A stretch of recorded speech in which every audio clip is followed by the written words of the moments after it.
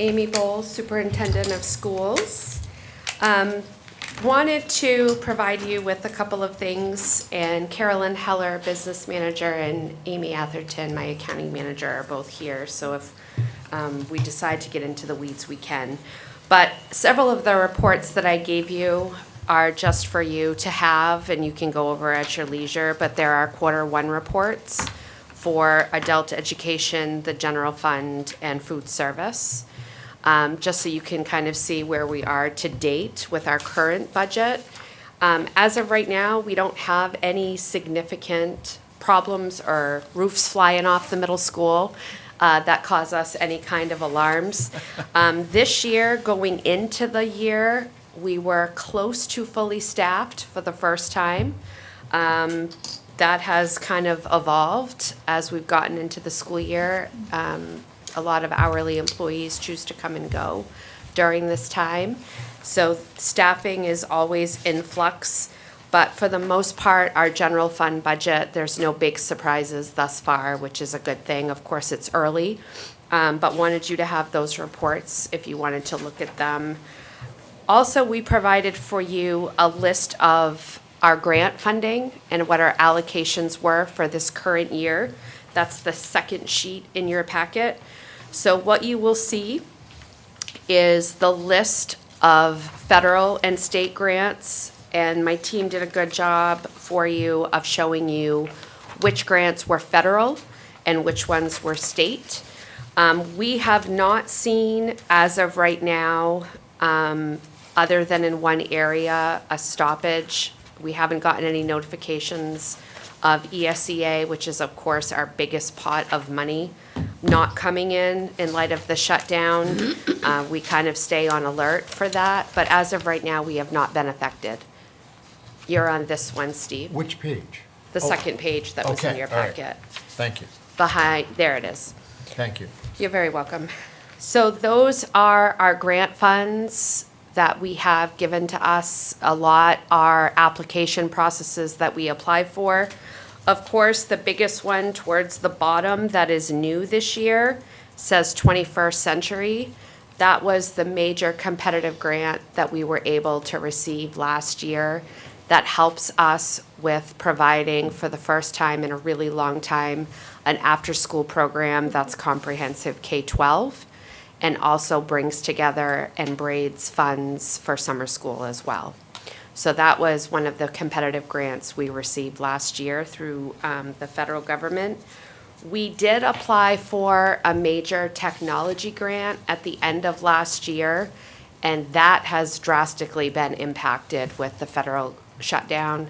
We were supposed to have heard by the end of September if we had received that, and we've basically been told that we will not get a decision for that anytime soon, which was a little bit of a bummer. Because we had big plans for that had we received that.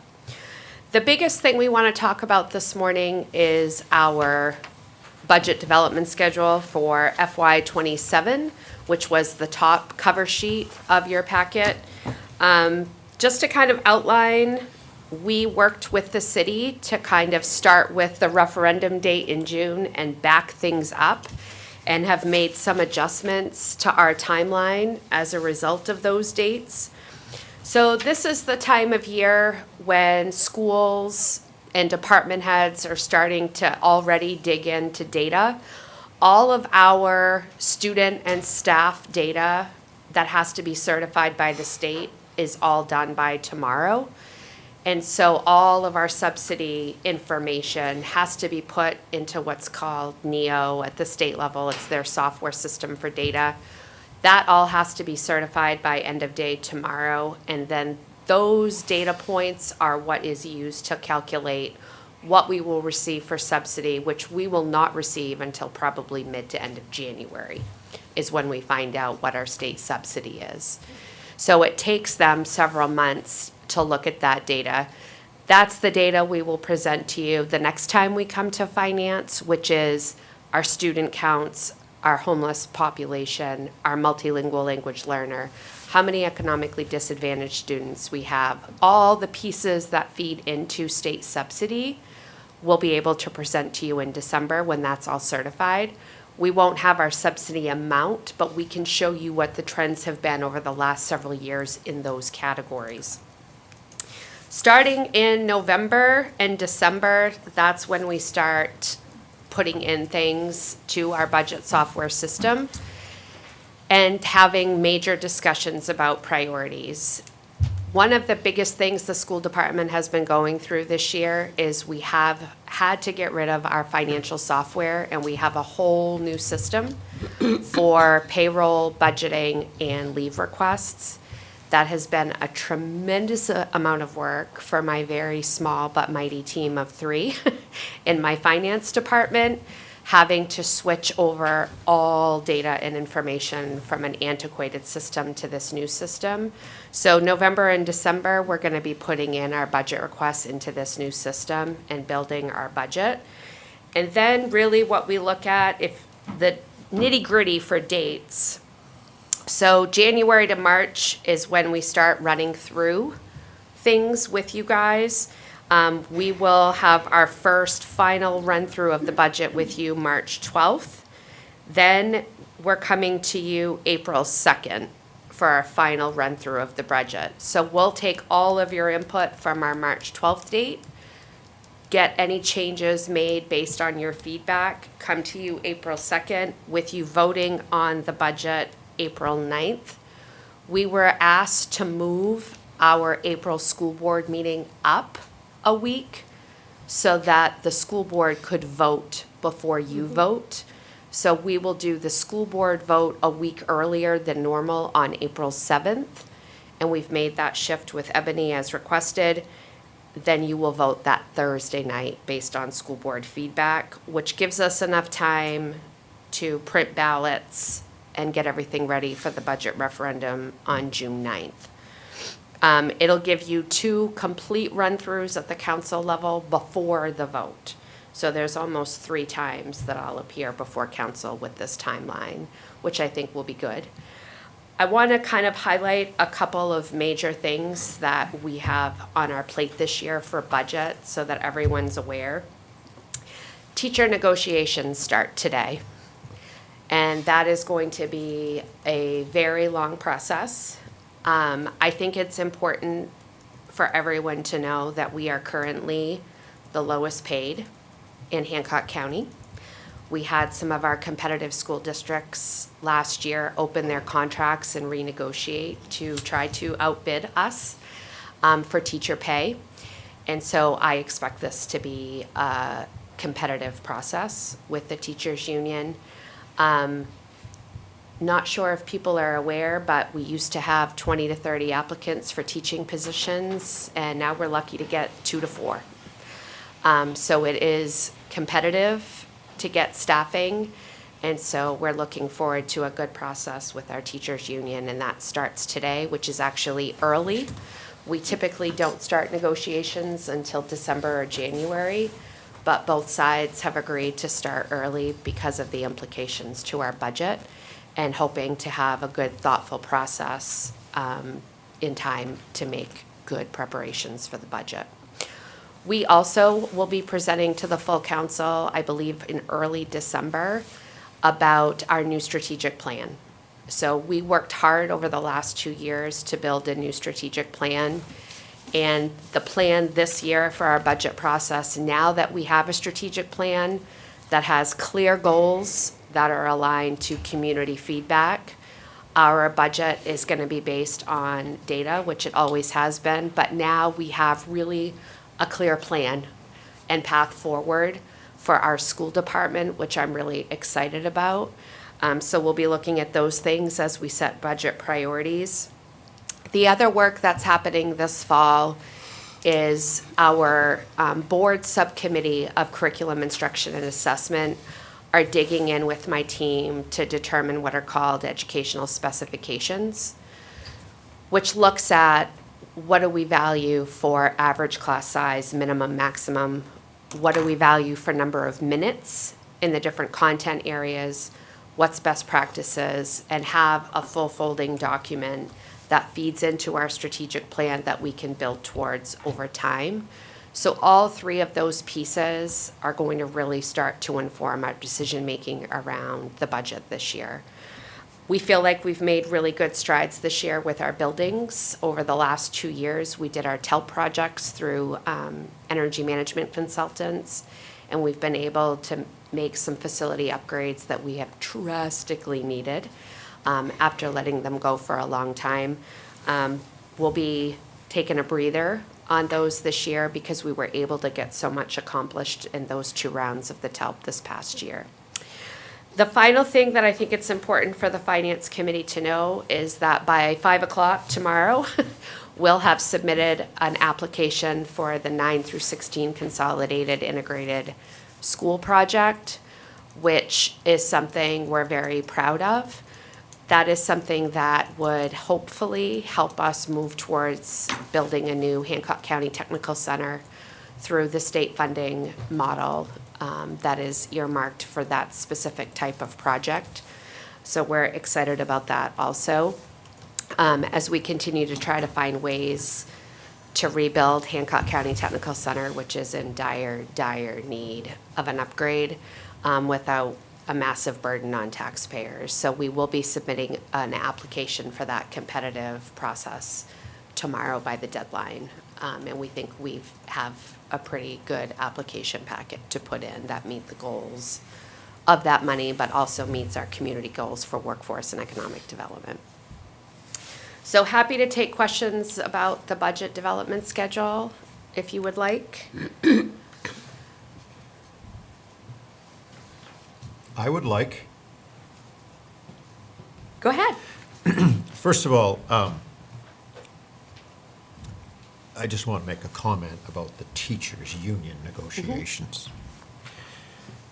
The cost of retention is always less than the cost of recruitment. And when I say that, I'm talking the true cost of recruitment. It's one thing to hire a teacher. It's another thing to bring them up to speed, which I would assume would be a 5-year window. I don't know. Yeah. And so I'm a true believer that the cost of retention is less than the cost of recruitment. The referendum is more of a question. Seems like that was a 3-year window of the city.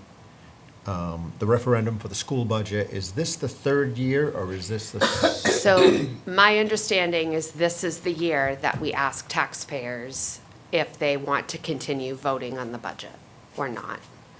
And it has to be asked every 3 years. So yes, I believe that is being asked this year.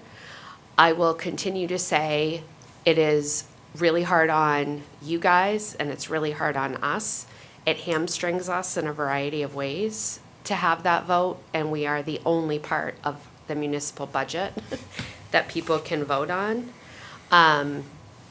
And so I am hoping that people instead would participate. I mean, this is a several-month process. I wish people would be more involved during the process rather than us hinging on one vote in June. That hamstrings us, really, in a variety of ways. But it is the one area where citizens get to vote on that. So I've said this before, and I'll say it again. I'm for the referendum, but I'm not for singling the school. I think that, Charlie, you should look into putting what you would have to do to make the municipal budget align with the school budget and vote at referendum. I'm either all or nothing, and I think that's the one chance the citizens have to weigh in on that, and I think they should have the chance to weigh in on the entire budget, not just a piece of the budget. You're approximately half of the budget, and I would think that we should let the citizens vote on the entire budget.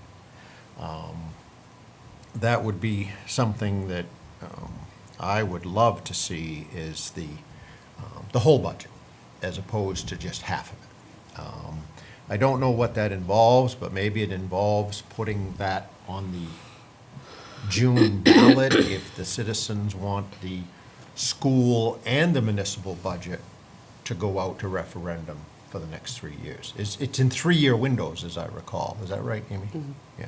for the school, yes. So I would love to see that, because if you're gonna vote for one, let's vote for all, and let the citizens decide what they want in this referendum. If they wanna continue for the next 3 years of the school, and if they wanna have a look at the whole budget in that process. Especially this year with so much pushback about increases in taxes. I think it's important that Mr. and Mrs. Ellsworth get to vote on the entire thing. I will say, and this is as an kind of an outsider looking in, I do think that the city has done a fantastic job in being transparent over the last year. I mean, I felt more in the know than I had. Everything was transparent, everything was online. We gave people opportunities to look at the budget book. I mean, I could go on whenever I had a question to kind of compare my budget to. Everything was out there, which I think is a huge improvement, so that citizens could really look at it and dig in. So I think that's been really good. I will say too, on behalf of Ashley and Nathan, I know we appreciated, we were right in step communicating the whole time, transparent, we had information that we needed, and as you know, that hadn't always been the case prior. So I was really proud of how transparent everything was last year and how much we were in step with Charlie's team. So kudos to you guys. Hi, Nathan. For that, because I thought that was a really big improvement, which is, I know, something that's important to you, is making is. sure that citizens have transparent information. And I thought they really did a good job with It's the that best it's last year. been since I've been here, but again. Yep. I would like the citizens not only to just see what's going on, to weigh in on what's going Yep. on. I think that's important. Yeah, happy to look into both of those things. I think the other piece too is that, when to do that weigh in. I know we talked about with the last referendum on cannabis in a presidential year, with the highest possible selection of Ellsworth voters that vote off of, like, how many votes were in the, Tina's not here, and so Wasn't many. whether you want, or would you want to have that at the midterms? I can look into those on, like, when the voters could weigh in on both the school, but Well, it's- offhand, I don't know those answers on that process right away. So I'll look into both of those But things. this June, that's Yes. on your Correct. ballot. I have Whether to. you want to go the next 3 years with that. So what a great time for us to include the municipal side, if the citizens want the next 3 years of the whole budget or just the school budget. Yeah, absolutely happy to look at it, and just to validate Superintendent Bowles' point. I mean, it felt like a team effort last year. I know the first year you all had great budget processes and were kind of locked in, and I arrived 2 months Yeah. into an already started budget process and had to redo it from scratch, and learned a lot from you and your amazing team here. Felt like we got the budget pieces worked out. I know we've been working on the reconciliations too. Last year, I feel like it was much more dialed in, and we got to, like, have a partnership on, Yes. like, all right, we want to get to 2.9% for inflation as the levy increase. How do we do that based on the school, based on the city side, based on what the county's coming in? And, I think probably, Steve, for the first time, there was a target. I know in terms of valuations that even though city government spending across the schools, municipal and county, was up 2.9% over the prior year due to valuation changes. That doesn't mean that every citizen had a 2.9% increase. Right. God, I wish in the world that state law was different, and you could pass a 2.9% increase to government spending, and it would be 2.9% for every single tax or property owner. That's not the way our system works. So, and as you mentioned, the headwinds there with some union negotiations. We also had some big union negotiations last year. That are some of our biggest headwinds probably in the next budget cycle. And then also, we did a lot of road repairs. It was kind of the biggest complaint coming in as city manager was all the roads, and between the city and the state side of things, it's $20 million road upgrades. Which I can't wait for Bridge Hill. It's the final piece. I still was in traffic there today. I think it's like another couple weeks, but it feels like this schedule too. Like we dialed in some of the when the school comes in, and looking Yeah. forward to this next piece. Yeah, and to Steve's point, a huge part of our strategic plan is what are we going to do about retention and recruitment, with retention being a huge focal point for the strategic plan moving forward? How do we keep our wonderful educators locked in and wanting to stay in Ellsworth in spite of some of the outside pressures? And so we've really started rebranding with our strategic plan. We have our new logo and letterhead, which is a refresh.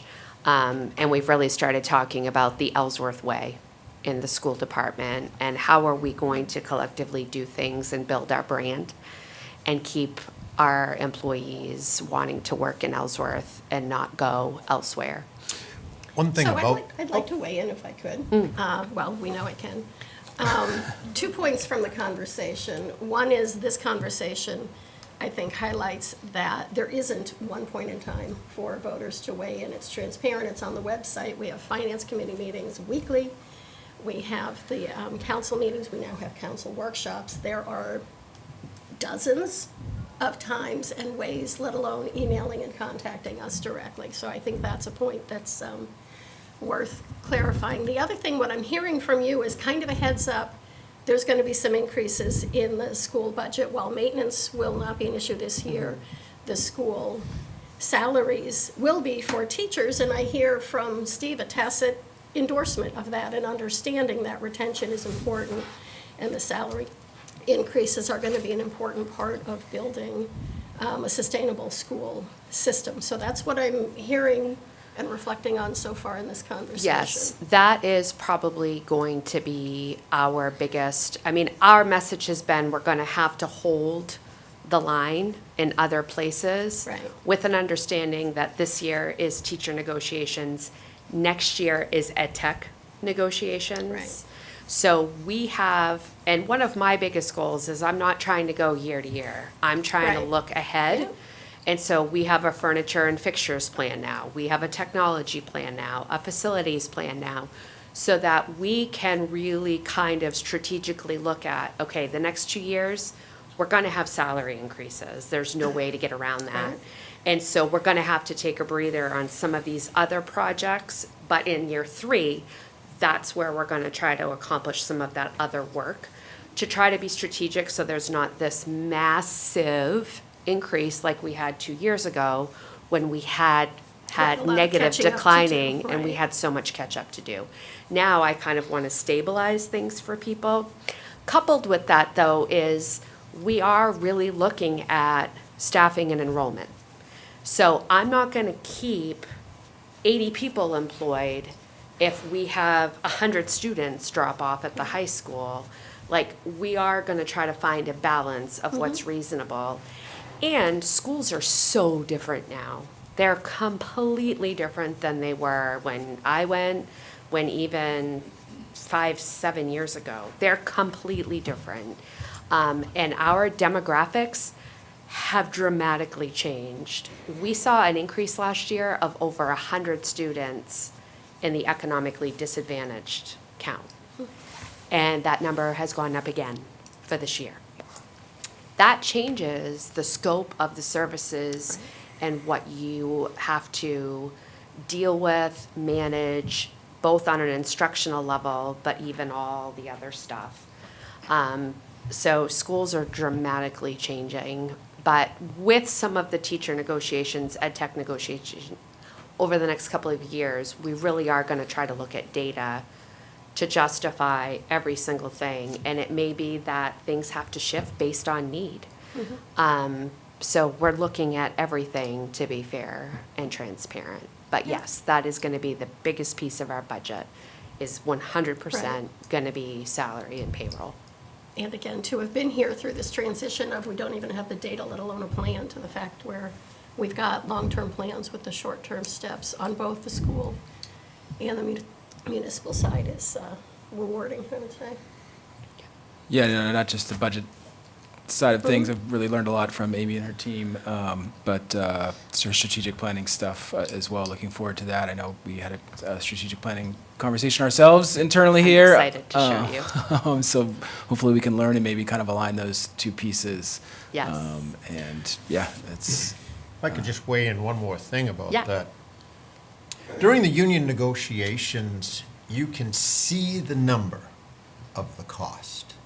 So you know what your increase is during a union negotiation. And it's always disastrous. It's always like, how is this going to be possible? What you can't see is the cost of recruitment if this isn't possible.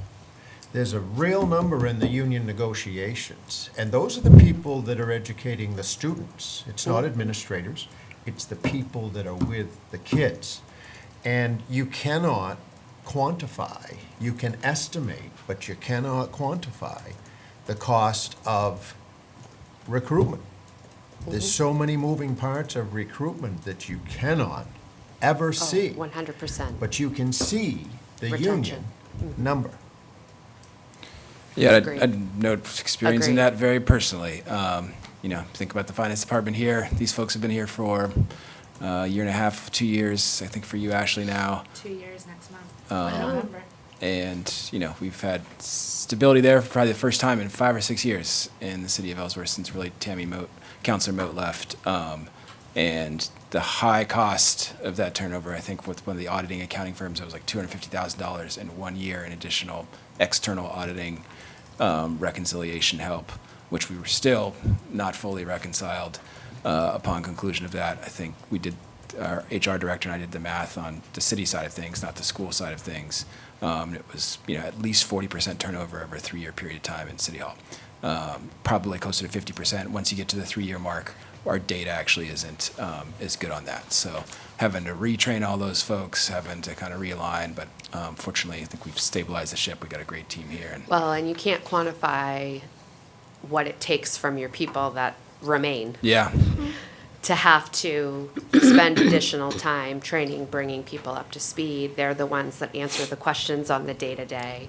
There is a huge cost when you have massive turnover.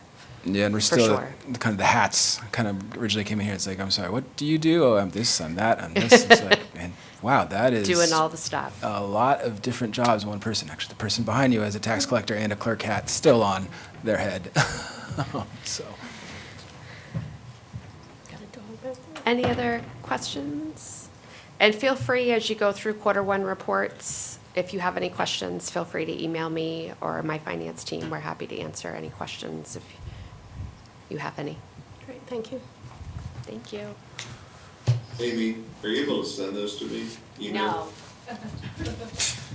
Yes, dear. Thank you. Appreciate it.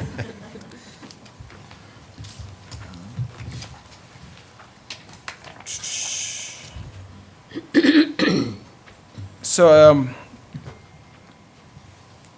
I think I'm going to, just touch base on kind of a tougher issue.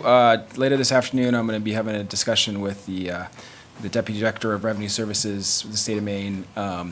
We have, it seems as though there was an error in our Betty reimbursements, and that for a business equipment tax exemption, I think is what Betty, for those that don't know, I think it's the 2023 year, that a single printer worth around $8,000 was not one printer for $8,000 in the year 2023, but it was times by 2023, which made it like a $14 million, I think, exemption request that was put through, and that created basically $130,000 roughly too much reimbursement that came to us in that year. So that's $130,000 we're going to have to pay back to the state likely. So I'll be meeting with them later today on that piece. Thanks, Chief. And I'll let you know about payment plans. There's kind of a 60-day notice in the letter on this for payment, but then if not, they could just basically reduce the amount of Betty reimbursement we get. I'll find out if that's going to be this year, next year, how that's going to work out so that we can figure out how to put that through our system. So that's it for that piece. Before we, Yep, when it sounds like you said fiscal year 2023? yep. And So I- this would have been somewhere between 2022 and 2023? Yeah, in the fiscal year We are piece. now in fiscal year 2026. Yes. So just for the record, this is another reflection of the current city structure Yeah. making amends and repairs for this period we had of 5 to 10 years of The ghost of Ellsworth's economic financing passed, yes. Just So- want that is not a current new issue, that is something from 3 years ago. No, obviously, we're checking our systems to make sure Yeah. that doesn't happen again, so. It was an honest human error, correct? It looks, yes, I don't, it It seems was as a though, calculation, it was arithmetic. it seems as though the Yeah. year was put into the quantity. Yeah. I've looked at the actual data, the input form. It seems, you see everything on the quantity side, 1, 2, 1, 1, 2, 1, and then 2023 in the quantity. Yeah. And then you can see on the other side of the ledger, just like $14 million, 8,000, 10,000 and all this equipment, and then 14 million. So we're looking into how many years that might have been in there, and working with the state on what a repayment program could look like here. So Well, I'm glad you're looking at options for how to pay that. not exciting, but another kind of headwinds when we're looking at next budget cycle and other things. So the other. I think I'll just send it back over to Nate and Ashley. That was my big one. We had a huge update with Sue Lassard yesterday, which she's doing amazing work. She's helping on our reconciliations, policies, procedures, process reform. She's probably the best in the business at this type of thing. And I know we had a big team meeting with Nate, Ashley, Deb, and Leah on some of the process changes, policy changes, some trainings, getting to a full manual for how we do everything, I think, in pretty short order. Over the next few months, we'll be, for the first time in my tenure, and probably the first time in 5 or 6 years in the city of Ellsworth, fully reconciled, and I can come to you all with an undesignated fund balance. I know that's something I've never. It's fantastic. Other cities and towns can say, hey, we have something that came off budget, and we'd like to use undesignated fund balance because it's a priority off a budget cycle. I've never come to the city council for that because I don't believe we have an undesignated fund balance until we're fully reconciled. So looking forward to Sue and our teams getting that done. And then I know Sue McLean and the tax reconciliation side as well, getting that piece. It's a big part of it, as well as water, wastewater, all of those things. But it's not just about reconciling in that moment too, but how do you build a system that will keep up with it going forward. In the face of turnover. I hope the team stays for a very long time and we keep this, but also we're trying to build a system that, if we all, leave tomorrow, that there's still policies, procedures, and, and the city financing can continue regardless of who's in these roles. So those are my big updates. Nate? Yeah, I was in communication with Sue Lassard last night and this morning. I know she's doing some work on the, like Charlie said, the reconciliations for the water and wastewater, as well as the tax. So we appreciate that. I know we're supposed to be meeting here soon to kind of discuss this and go over. So I'm excited for that. Just like Amy was speaking about, the city is now looking at their FY27 budget. We've started the process of meeting and discussing. I think our budget process has made a big 180 in the last couple of years, and I'm really excited for this current budget cycle because, we're in October and we're already meeting about it, so that just tells you how excited we are about producing even better budget than last year. Also wanted to make you guys aware that the audit process for FY25 has started. The auditing firm has reached out this week, and we will start beginning that process. And like I told you guys several months ago, the goal is to get this and finish as soon as possible. So obviously, us as well as the citizens have a clear audit picture for FY25. And I think with the finance team, Ashley, Deb, Leah, and obviously Sue Lassard's help, I think we're definitely going to produce that. So definitely excited for that. So those are my updates.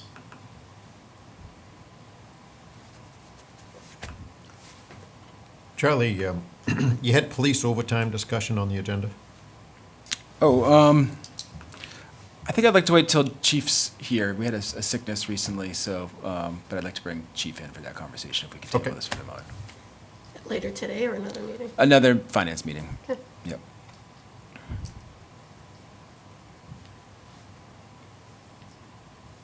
Anyone from the public?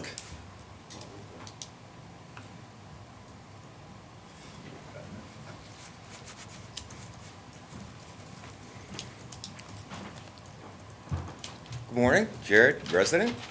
I was just curious, I hadn't seen any paperwork lately, and I didn't know if you could bring us up to speed on where we are with the budget for the courthouse road, now that progress is starting to move forward there. And I know it's early in the process, but I didn't know if you had any sort of updated numbers on where we stand on that.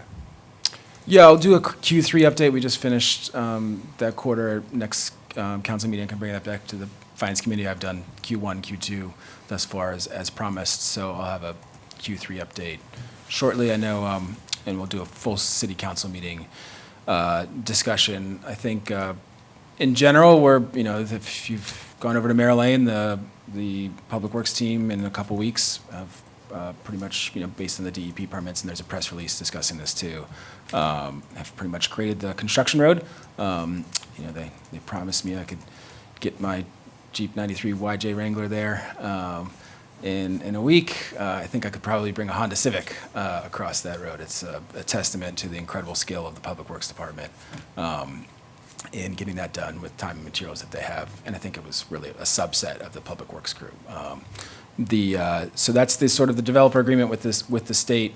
The only confirmed deliverables that the city needs by January is the construction road access, which we've created. The original plans had a construction road access off Long Lane as well, but we were able to kind of fast track the purchases and agreements and city DEP approvals for the Merrill Lane extension piece, so we were able to kind of save some funds to not have to do that other construction road access, and then, have to basically not use that at all, then do Merrill Lane. So we kind of put all our energy and efforts into getting Merrill Lane done and construction road access capable by January. The other piece of the developer agreement, which is based on really, anything the judiciary was planning to do or would have access to at the Surrey Road location, that the city would provide like access by January 1st in the construction road, and then three-phase power was the other piece by January. They've moved back their construction timelines a bit on that note, so I'm trying to work with them on, can we push back the timeline that we need to have that three-phase power available? I think it could be cheaper over the long run for the city if we can just do the permanent power solution as the final piece there. But as when we negotiated this and discussed with City Council last January on these pieces, that was their original intent was to start building in January, and in order to do so and to relocate the courthouse, that was the condition, was construction road access and power in January. But I don't think it's out to bid yet. It's very unlikely, so I'm trying to get an updated timeline for them, and then maybe a modification to our developer agreement on that piece. So we'll have more robust discussion at the next council meeting on that one. Okay. And just curious if I could also get an update on when you thought the ordinance for the recreational cannabis will be coming through council for vote. As somebody that doesn't carry the way, I was wondering when licenses are going to be sold to get buildings in town and maybe help offset my taxes. Noted. I've had a discussion with the team. We're putting it on the agenda again. We'll have a new council, 3 new members, so having them weigh in a bit as well. We just got the final, the latest draft back from legal last month. A lot of our legal and staff resources really got reallocated to the 16 Fifth Street property in terms of, finalizing the potential legal pros and cons of moving forward with reparations on that issue. So that really was the main thrust, and like in a zero-sum piece of time here, with limited resources, we really had to apply a lot to that. We were hoping to get it done last month, so we're in a bit of catch-up on some of the legal paperwork there and staff time. But I think, it seems pretty close based on input from the planning board and the council over the last year on this piece. So I want to see it on the meeting, and hopefully we'll be able to vote on it then. If not, maybe the December meeting. Awesome. Well, thank you. You guys have a great day. You too. Charlie, to Jared, you brought up the construction road, and I had a gentleman call me this week and ask if there were daily time and cost logs that the city is keeping track of for that cost. Is there daily cost and time logs? Time and materials logs, yep. There is? Yep, and I included it in the last Q2 update on this piece, so I'll, Well, on I the- guess now that it's started, people are watching it and they're wondering, this gentleman that called me was wondering the cost. So are those coming into City Hall daily, weekly? What's the story I there? can talk to the Public Works Director, and I know they're keeping daily logs, but they're not coming to me daily. So Public Works has got that information, but City Hall doesn't. Correct, and then when I do the accounting for the quarterly updates, I've been reaching out to Public Works and figuring that out. So this one will be the bigger one. The Q2 or the Q1 update was really just the stubbing of the utilities on High Street. They were, it may surprise you to learn that they repaved High Street this year. So as they were doing that, there's kind of, I think it's a 5-year hold on, redigging it up without a huge penalty. So one of the big things that we, while they were already digging up High Street, we did an overnight dig to stub High Street. And that was the first, that was really the first and only piece of that. So now, this next the Q3 update will include time and materials on the Courthouse Road, which are ongoing. So some of that will be in Q3, some of that will be bleeding to Q4. Okay, well, thank you. And I should also note we put it out to bid for a potential clerk of the works a few months ago, maybe 2 council meetings ago. Like a lot of things, we only got one bidder here in Ellsworth. I always want much more than that, but it was around $300,000 for an oversight of that project. We thought that was a little, was extraordinarily high, but it's a great engineering firm, and they do amazing work. And I am thinking about potentially try to see if we can get a modified contract proposal at where really the city's piece of it is by January to have construction road and power potentially, and maybe we might be able to push power out a little bit. And then I think the updated timeline for the actual courthouse to be built is in January of 2028. So we have a bit of time to kind of finalize putting out to bid for private construction of paving, sidewalks, other infrastructure additions, and to maybe, to your point, Steve, getting some of those firms in here to monitor and oversee that work as opposed to having our internal teams do it. I'm definitely not opposed to that, but at $300,000 cost, which is 30% of the estimated engineering cost of the total road done through private construction, not internal, that was a bit too high for our taste. So I agree. so Don't tell anybody. so we, but at the same time, I would like a little bit of an additional look at as we're doing some public, some private already as we look to finalize this. Now, granted, we have a little bit of runway after this too, so I think next cycle, let's take a minute. When is this actually going to be built? And if there's other development opportunities that are coming online, we might not want to wait till 2028 to finalize this road to spur development. So that's not a reason to wait that long. Any other public comments?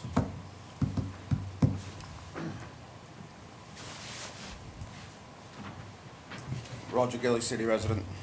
I was just, thinking about some of, what we spend in the city of Ellsworth and the things that drive our taxes up. I still feel that we overspend like crazy.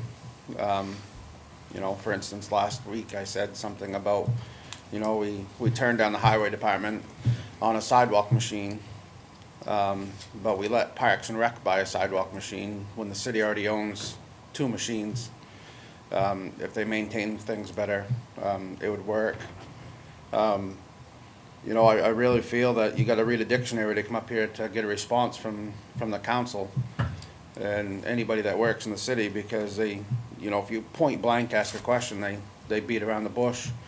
Last week I asked a question about what we pay a group of people, what we give them for money. After about 15 minutes of discussion, of being told that we didn't know. I got the response that we did know, and I got the dollar figure. We should just, if somebody asks a question, we should just, answer the question if we know it, not beat around the bush. Could I ask a question Yeah. about that? Was that in this meeting, Yeah, the discussion you're talking about? yeah, last week. Okay. It was, thank it you. was after the meeting was over. But, so, I come up here, we bought a boom truck, I said my piece about that, we don't have anybody to physically operate the boom truck properly. We have drivers, we didn't have anybody that could actually get in the boom, so that, to me, that was a waste of money. Then I got thinking, and I talked to a couple people, about this, if we're gonna waste money, seeing that the schools and, here all run off oil, why don't we have an oil truck? Wouldn't it be cheaper for us to have our own oil truck to deliver our own fuel to our buildings? And buy it at cost, not, paying another company to do the same project that, same thing that we're doing. So, there's multiple ways I think that we could save a ton of money. A while back, when we did you guys were talking about the school budget, I asked why aren't the school buses, back out to the city garage? We own the building. The school buses were always there. We don't really have any more buses than we did before. We don't have any more, highway workers than we did before. We really don't have a whole lot more equipment than we did before. The school department paid for half the lights at the garage. They paid for half the heat. Our costs on repair of the buses have gone through the roof because they sit outside. So I guess my question is, to save money on leasing a place and to save money on repairs of the school buses and stuff like that, why aren't we utilizing what we own? And I'd like to think that, we don't need to all take some kind of class on how to ask questions here to get answers. Point blank should be enough. That's just my thought.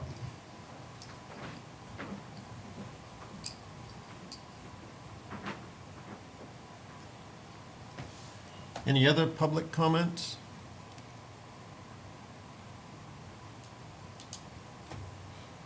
Charlie, I have one question.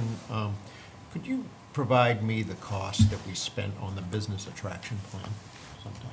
Sure. The final cost of that?